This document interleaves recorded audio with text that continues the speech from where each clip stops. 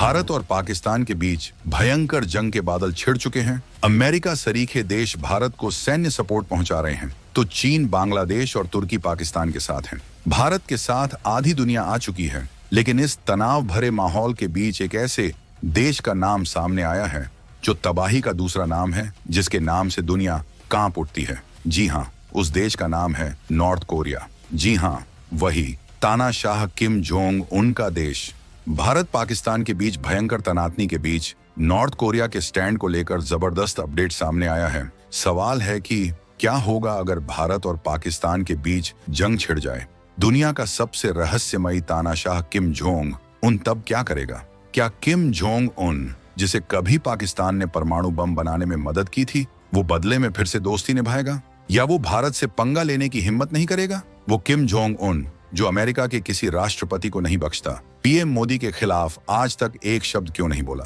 क्या भारत ने north Korea पर कोई ऐसा एहसान किया है कि किम जोंग उन उनका आज तक एहसानमंद है? अमेरिका, जापान, साउथ कोरिया से दोस्ती के बावजूद भारत क्यों नॉर्थ कोरिया को मदद पहुंचाता है? भारत और किम जोंग उनके बीच कौन से गुप्त रिश्ते हैं जो दुनिया को नहीं पता? किम जोंग उन इस जंग का फायदा उठाकर कौन सा चौंकाने वाला कदम उठाएगा? आखिर क्यों किम जोंग उनने आज तक मोदी से पंगा नहीं लिया? दोस्तों, भारत पाकिस्तान के बीच युद्ध के हालत है। भारत के लिए यह सीधी चुनौती है और जवाब देना लाजमी है। दिल्ली में हाई अलर्ट घोषित हो चुका है। प्रधानमंत्री मोदी आपातकालीन बैठक बुला चुके हैं। सेना को खुली छूट दी जा चुकी है। सीमा पर तनाव अपने चरम पर है। लड़ाकू विमान आसमान में गर्जना कर रहे हैं। टैंकों की गड़गड़ाहट और मिसाइलों की तैनाती युद्ध का मैदान तैयार कर चुकी है। पूरी दुनिया की निगाहें टिकी हुई हैं। तो इस बीच एक तीसरा खिलाड़ी भी चर्चा में आ गया है। वो है उत्तर कोरिया का तानाशाह किम जोंग उन, जो हजारों किलोमीटर दूर बैठा इस तनाव को देख रहा है। पूरी दुनिया भी किम की तरफ देख रही है कि क्या वह इस आग में घी डालेगा या तमाशबीन बना रहेगा। इसका जवाब जानने के लिए हमें इतिहास के पन्नों को पलटना होगा, उन पन्नों को जिन पर दोस्ती और धोखे की कहानियां लिखी हैं। तो दोस्तों, ये कहानी शुरू होती है 70 के दशक में। पाकिस्तान भारत से 1971 की जंग हार चुका था और उसे परमाणु बम बनाने की धुन सवार थी। दूसरी तरफ नॉर्थ कोरिया दुनिया में अकेला पड़ता जा रहा था और उसे मिसाइल टेक्नोलॉजी चाहिए थी। यहीं से शुरू हुई एक खतरनाक दोस्ती, एक सौदा, परमाणु तकनीक के बदले मिसाइल। और इस सौदे का सबसे बड़ा खिलाड़ी था पाकिस्तान का बदनाम वैज्ञानिक डॉक्टर अब्दुल कादिर खान, वही AQ खान जिसे पाकिस्तान अपना हीरो मानता है, लेकिन दुनिया उसे परमाणु बम का सबसे बड़ा सौदागर कहती है। इसी खान ने चोरी छिपे नॉर्थ कोरिया को परमाणु बम बनाने की तकनीक दी, सेंट्रीफ्यूज के डिजाइन, मशीनें, सब कुछ दिया। बदले में नॉर्थ कोरिया ने पाकिस्तान को दी खतरनाक मिसाइलें, गौरी जैसी मिसाइलें जो भारत तक मार कर सकती थीं। दरअसल 1990 के दशक में बेनजीर भुट्टो के दौर में पाकिस्तान ने उत्तर कोरिया से लंबी दूरी की रुदोंग मिसाइलें हासिल की और उन्हीं के आधार पर अपनी गौरी मिसाइल विकसित की। इस गुप्त सौदे ने दोनों देशों को खतरनाक हथियारों की तकनीक से लैस कर दिया। यानी किम जोंग उन के पिता दादा के जमाने से पाकिस्तान और उत्तर कोरिया ऐसा गठजोड़ बनाते आए हैं जिसमें एक दूसरे को हथियारों की तकनीक देकर ताकत बढ़ाई गई। हाल के वर्षों में भी उत्तर कोरिया ने दिखाया है कि वो अपने मित्र देशों की जंग में मदद करने से पीछे नहीं हटता। 2023 में रूस यूक्रेन युद्ध के दौरान खबरें आईं कि उत्तर कोरिया ने रूस को भारी मात्रा में गोला बारूद और मिसाइलें सप्लाई की। यूक्रेन के राष्ट्रपति जेलेंस्की ने तो यहाँ तक कहा कि कीव पर जो मिसाइल गिरी वो उत्तर कोरिया में बनी थी। नॉर्थ कोरिया ने पाकिस्तान के साथ मिलकर ईरान इराक युद्ध में भी ईरान का साथ दिया था। लेकिन दोस्तों, हर कहानी में एक मोड़ आता है। साल 2002 दुनिया हिल गई जब AQ खान के काले कारनामों का पर्दाफाश हुआ। पता चला कि खान ने सिर्फ नॉर्थ कोरिया ही नहीं बल्कि ईरान और लीबिया जैसे देशों को भी परमाणु तकनीक बेची थी। पाकिस्तान पर चौतरफा दबाव पड़ा। अमेरिका, जो कल तक पाकिस्तान को लड़ाई में अपना साथी बता रहा था, वो भी हैरान रह गया। खान को गिरफ्तार किया गया। उसने टीवी पर आकर माफी मांगी, लेकिन पाकिस्तान ने उसे कभी अंतर्राष्ट्रीय जांच एजेंसियों को नहीं सौंपा।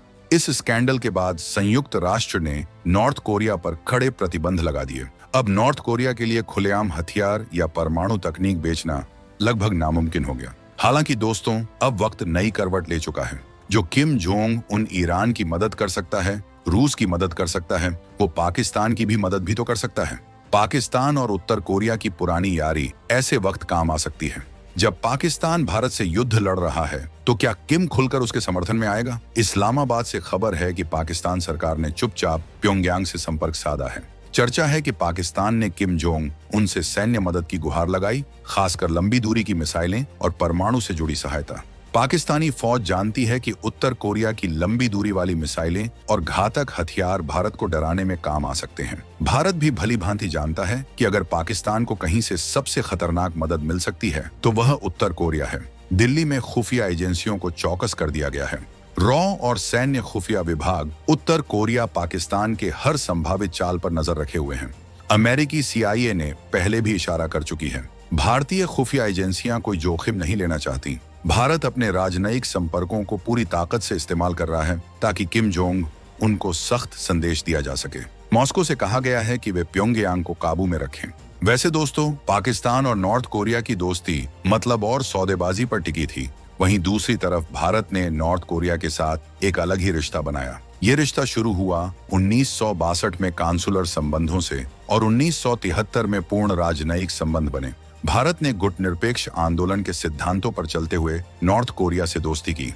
सबसे बड़ी बात, जब 1950 में कोरियाई युद्ध छिड़ा तो भारत ने किसी का पक्ष नहीं लिया। हमने नॉर्थ कोरिया को हमलावर तो कहा, लेकिन अपनी सेना भेजने के बजाय हमने घायलों की मदद के लिए मेडिकल टीम भेजी। हमने शांति दूत की भूमिका निभाई। यही वजह है कि नॉर्थ कोरिया आज भी भारत का सम्मान करता है और ये सम्मान सिर्फ बातों तक सीमित नहीं रहा। भारत ने मुश्किल समय में हमेशा नॉर्थ कोरिया की मदद की है। जब वहां अकाल पड़ा, बाढ़ आई या कोरोना महामारी फैली, भारत ने लाखों डॉलर की मानवीय सहायता भेजी। और सबसे अहम बात, भारत ने कोरोना के दौरान कुछ समय छोड़कर कभी भी प्योंगयांग में अपना दूतावास बंद नहीं किया। 2024 में भारत ने फिर से अपना दूतावास पूरी तरह खोल दिया। अमेरिका, जापान, साउथ कोरिया जैसे दोस्तों की नाराजगी मोल लेकर भी भारत नॉर्थ कोरिया से दोस्ती क्यों निभा रहा है? क्या ये सिर्फ इंसानियत है या इसके पीछे भारत का कोई गहरा रणनीतिक मकसद छुपा है? दोस्तों, यहीं पर कहानी और भी दिलचस्प हो जाती है। आपने गौर किया है, किम जोंग उन अमेरिका के राष्ट्रपति को धमकाता है, गालियां देता है, लेकिन उसने आज तक भारत के प्रधानमंत्री नरेंद्र मोदी के खिलाफ एक शब्द नहीं कहा।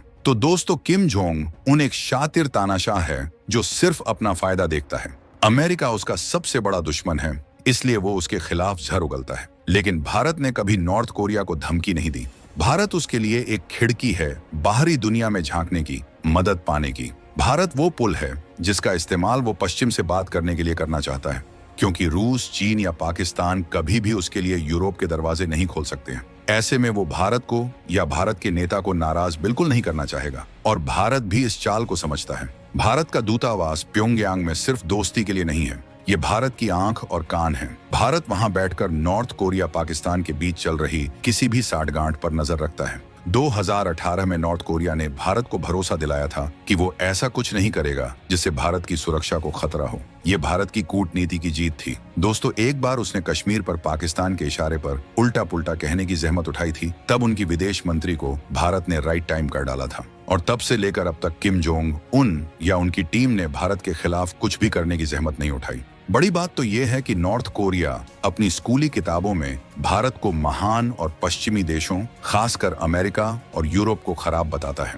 वो भारत को एक स्वतंत्र, गुटनिरपेक्ष और ऐतिहासिक रूप से मित्र देश के रूप में दिखाते हैं। ऐसे में दोस्तों, अब अगर भारत और पाकिस्तान के बीच युद्ध छिड़ता है तो किम जोंग उन क्या करेगा? क्या वो पाकिस्तान की मदद करेगा जिसने उसे परमाणु बम बनाना सिखाया, या वो भारत का साथ देगा जिसने मुश्किल में उसकी मदद की और दोस्ती निभाई? तो सारे समीकरणों को देखने के बाद जवाब लगभग साफ है। किम जोंग उन भारत से पंगा तो बिल्कुल नहीं लेगा और पाकिस्तान की मदद करके वो बिना बुलाए बड़ी आफत नहीं लेना चाहेगा। लिहाजा वो तटस्थ रहेगा। हो सकता है कि वो शायद डी-एस्केलेशन की बातें करे, शांति की अपील करे, लेकिन वो सीधे तौर पर इस लड़ाई में नहीं कूदेगा, क्योंकि पाकिस्तान की मदद करने का मतलब है भारत से दुश्मनी मोल लेना। भारत उसके लिए एक जरूरी डिप्लोमेटिक चैनल और मदद का स्रोत है जिसे वो खोना नहीं चाहेगा। दूसरी बात, AQ खान स्कैंडल और संयुक्त राष्ट्र के कड़े प्रतिबंधों के बाद पाकिस्तान को परमाणु या मिसाइल मदद भेजना बहुत ज्यादा जोखिम भरा है और किम जोंग उन इतना बड़ा खतरा मोल नहीं लेगा।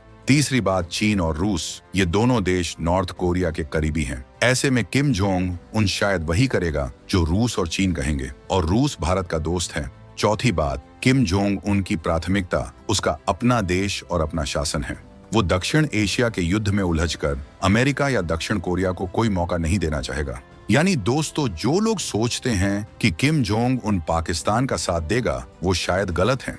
वो पुरानी दोस्ती अब इतिहास बन चुकी है। आज के दौर में किम जोंग उन के लिए भारत का रणनीतिक महत्व पाकिस्तान से कहीं ज्यादा है। ये भारत की कूटनीति की ताकत ही है जिसके दम पर दुनिया झुकी पड़ी है। भारत ने अपनी समझदारी भरी कूटनीति, अपनी स्वतंत्र विदेश नीति और मुश्किल वक्त में निभाई गई दोस्ती से ऐसी जगह बना ली है कि किम जोंग उन जैसा तानाशाह भी भारत से पंगा लेने से पहले 100 बार सोचेगा।